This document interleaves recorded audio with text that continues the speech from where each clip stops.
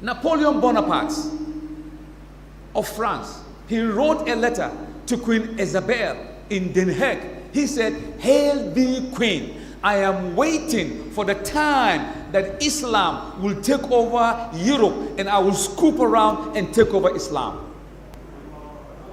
You see, he was thinking from the point of view of politics. He knows that Islam will take over. He said he's waiting for the time that Islam will take over and he will take over Islam and he will rule. See how he's thinking? He knows very well. They know very well. They have an agenda. So what they're doing is they're trying to remove anything that is talking about God Almighty, anything about religion, anything that have something to do with a dependency on Allah. They are trying to remove it, and that is the agenda. They want to globalize the world. If Nigeria have oil, what they got to do is simply say, look, we're going to buy the oil for maybe $100 a barrel. Either you give it to us or we will tell the whole world that your oil is not rich. We will tell our allies shouldn't buy the oil. Either you give it to us $100 a barrel or we're not going to buy. Then don't think you're going to let some people buy, because we're going to tell them that not to buy. And if they die, we sanction them. So now nobody's going to buy the oil, and then there's going to be a time that you will be begging them to buy the oil for $30, not even 100. That is the globalization.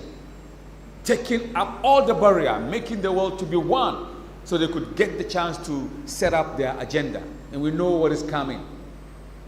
We definitely know what is coming. In Islam, we have the globalization long before. Professor Annie Beats, an American, thinker, she said, it is easy, or it is very important that we should accept the Quran. She's not a Muslim, she's not a Christian also. She said, it is very easy for us to believe that the Quran was given to Muhammad by on high. She said, if you say Muhammad wrote the Quran by himself, you have a big problem, and that problem is you should be able to explain to mankind how in the world could a man in the desert far from civilization be able to give us information that is up to date, information that is consistent with modernity. She said, can you give us? No. She said, then shh, just believe that it is God who revealed unto him. Because if you argue that he wrote it, you got a problem. You cannot point to where the Quran came from, or the Islamic information came from. So they know eventually that Islam is coming.